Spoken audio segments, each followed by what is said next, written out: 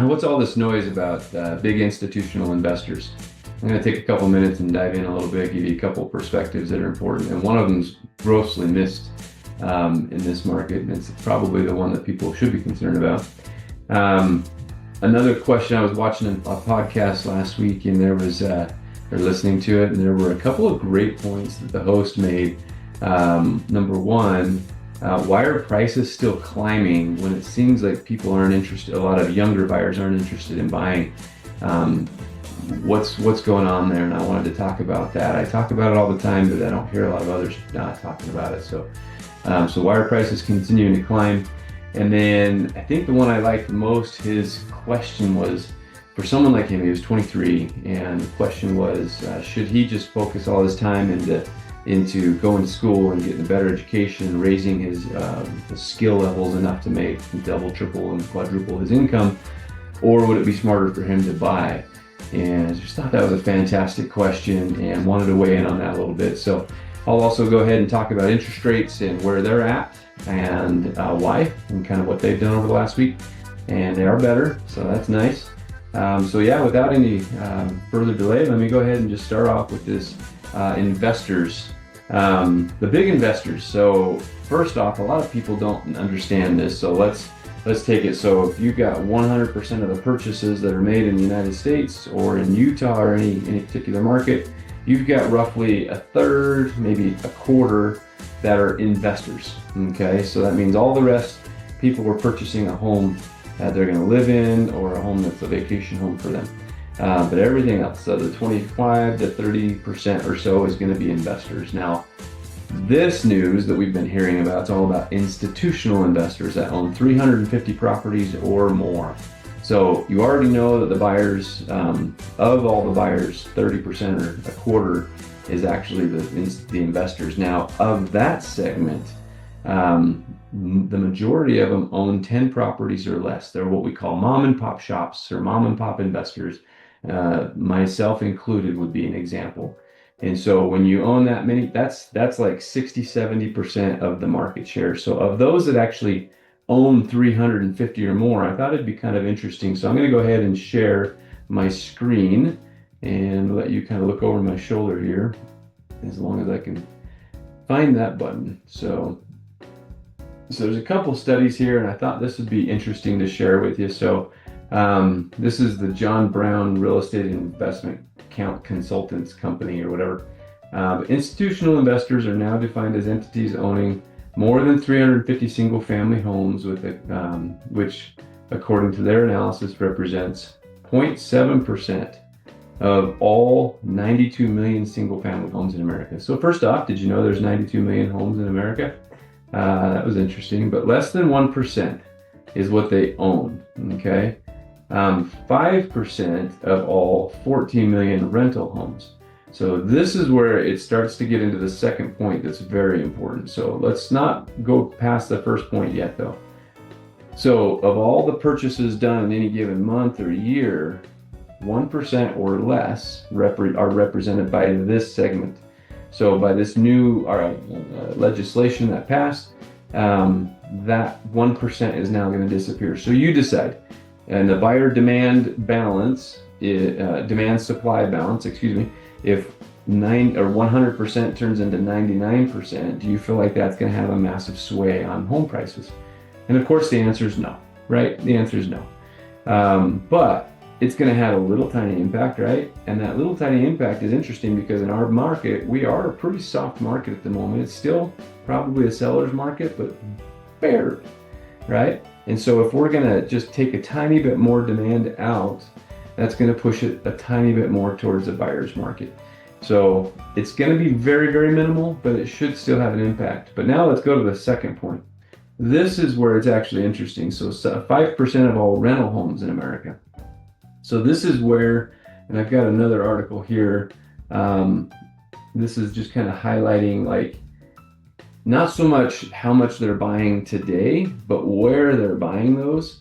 The impact of these institutional investors, they can actually go into a whole neighborhood, for example, and start to buy up all the homes in a given neighborhood or in a given area. And so they may only own 1% or 5% of all rentals, but when they own them all in the same area, they now have an ability to kind of control the values of those homes in that area, just like a builder would. When a builder goes and builds out 100 lots or more, right? When they sell 3, 4, 5 of those homes, those 3 or 4, 5 homes are compared to all the existing homes before them. But once you've got 3 or 4 or 5 homes in that spot sold, now they become the basis of the comparison for the new properties.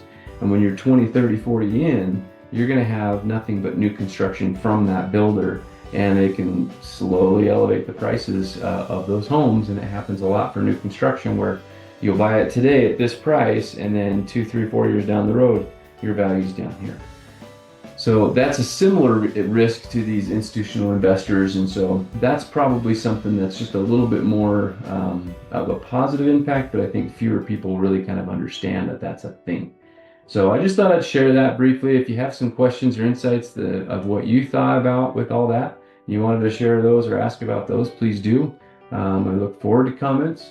Wish there were more of them, frankly, because it makes it more interesting. Or you can message us directly or call us or whatever works for you. But that's kind of the big investors. I heard on this podcast a couple of realtors cite as much as 10 or 15% of the market, and that's way off, of course. And so it's important to recognize what role they're actually playing. Even in that risk that I was talking about, it's a different kind of risk, right?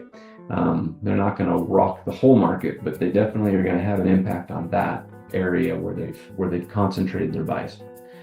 Okay, why are prices still climbing when people seem disinterested? Now, this podcast was hosted by a 23-year-old, so this seems more appropriate to his age bracket, I would say.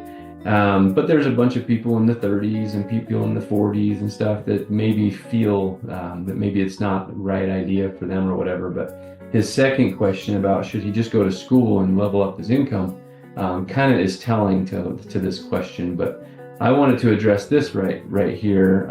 Why, if it appears that people aren't interested and there's not that much demand, why do home prices keep going up? And this one I just talked about in last week's video. If you haven't seen it, go back and check it out.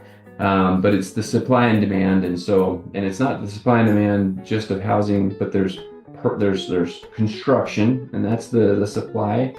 The demand, though, is the one I wanted to put the emphasis on today. I talk about the number of households being formed, and there's moments in the last 3 or 4 years where we've had 2 million households per year formed. 2 million. And just kind of let that sink in for a second. When you have 92 million homes in America, and you have 2 million new households form in a single year, can you see how that can actually have a pretty significant impact on the demand-supply balance of a market? I think a lot of people, when they might watch that video last week, they don't realize how historically large that is. So I wanted to take a second, and maybe I should have gotten a visual for this, but look at the size of the baby boomers. Something like 75 million people in that generation, 72 to 75 million, I think are the estimates. Then you look at the Gen X. Generation X is somewhere between 63 and 65 million people. And then you got Generation Y, or Millennial. Millennials have as many as between 75 and 78 million people. So they're even bigger than the baby boomers. And notice the cycle, right? So you got the boomer, the Gen X, the Millennial, and it's that right there that's having everything to do with his question. Okay, and then Gen Z behind them. Gen Z is a lot more like Gen X, where current estimates I think are like 63 million or something like that. So some people talk about, oh, kids or parents are having less babies nowadays, and I do think that's probably accurate, but at the same time, it kind of doesn't matter yet. It's not a massive radical change. It's just kind of the same type of pacing change that we've had for 40 years. But when you see the millennials, so they've been slow adopting. Millennials are pretty far behind the curve. I think the average age of a home buyer for Gen X was 33, and for millennials so far it's 38, 39 years old. So they're moving a little bit slower on that part of the adoption, but there's so many of them that they're shifting into that portion. And then of course they're facing really high interest rate or really high payments because home prices are high, combined with, semi-high interest rates. Prospectively, they're not high, actually. Just in the last few years, they're considered high. But so just kind of to answer his question, why are home prices still climbing? Because there's so many people that are forming households and raising their families. Even if they only have one kid instead of two, they're still growing up and getting married and having their own families. And frankly, they're not living with mom and dad as much anymore. There's 2 million households formed. But they're only building, 1.2 to 1.5 million. And so it's just kind of keeping the restrictions. So that's why home prices are going up. That's the number one reason home prices continue to climb, is because of the swelling population. Now go forward 10 years from now, and if construction keeps doing what it's doing, they're probably going to be building something closer to 200,000 or 300,000 homes. But we'll probably only be forming 500,000 homes or 500,000 households a year or something much smaller.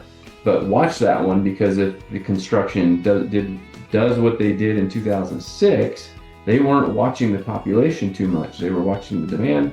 And so they ended up overbuilding, and that's part of what led to our crash in 2008. Right now, not a risk.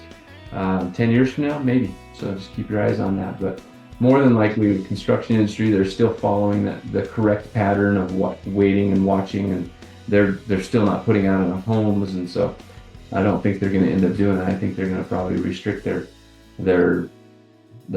construction, their permits and stuff like that as demand wanes, and demand will wane as households slow down. Okay, I think I'll finish with the interest rates and where they're at, but before I get into that, I thought it would be fun to kind of weigh in on this kid's question. So is it better for him to go to school and to further his education than to buy a house? And I thought that was an interesting question. I feel like it's like, should I change my clothes or should I go eat? I'm just not sure that they're really related. If you go buy a house, it's certainly going to put some roots down. It's obviously kind of a big commitment. You may have some big payments. But I had a friend when I got out of high school that I don't know what possessed him to do this. I probably should have asked him, or should still ask him, but he bought a house when the rest of us were still dating, including him. None of us had gotten serious about life, but he decided that he wanted to buy a house. And he had a constant party at his house. He had 5 or more roommates, and he was charging them, I think it was like $300, $400 a piece. And this is way back in probably 2001 or something like that.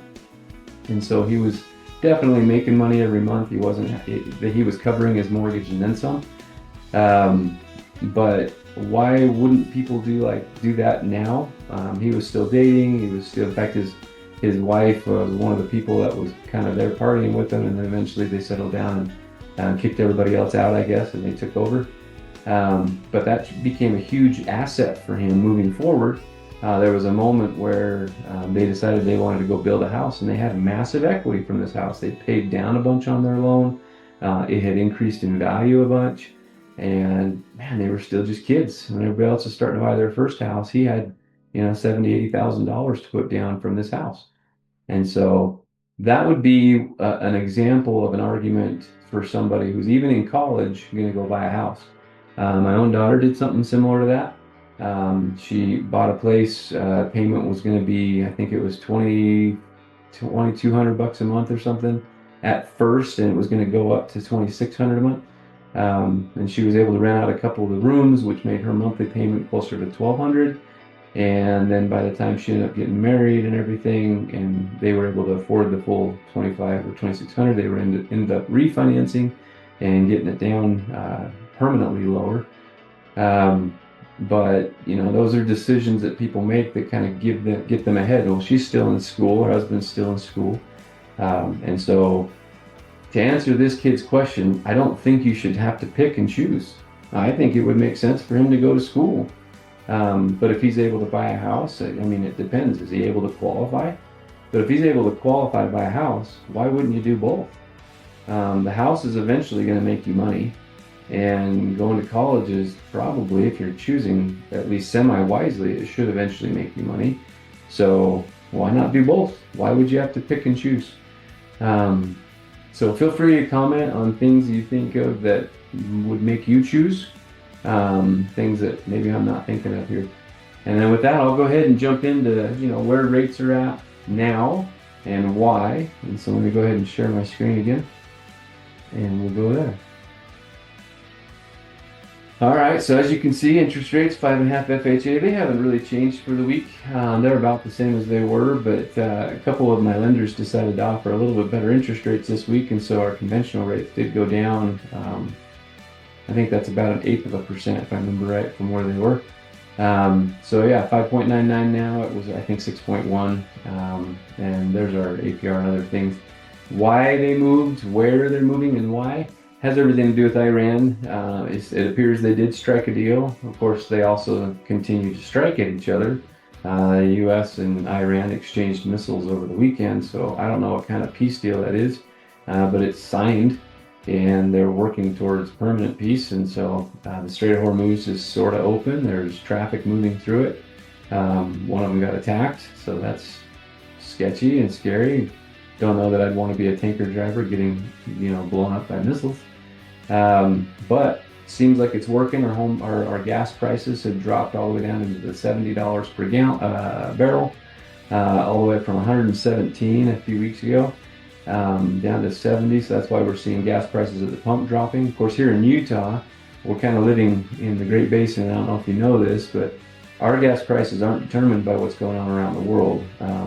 They're determined by our local refineries. They're all getting their oil from the actual Uinta Basin, and their oil is much, much cheaper than a lot of these other refineries and stuff. But it doesn't mean that they're not going to charge us what everybody else has to pay. So they basically just move our pricing to just below whatever it would cost for somebody from California or Texas or whatever to ship the oil in. And so we're not going to see the savings that we really should see, but we're going to see semi-reflections of what prices are everywhere else. And so national average is down, what, $3.90 a gallon or something like that, and you can see ours kind of heading that direction as well. And so that's going to be good for inflation, which is good for interest rates, and so that's why interest rates have been easing a little bit. But they've got a full 0.5% that they could ease, and so keep your eyes open for that. And that's about it. So I hope that this is an informative and useful video to you. Please feel free to comment, ask questions if you got them, make points if you got them. I'll be happy to chat with you there, or if you have other things you'd like me to weigh in on, then by all means, let me know.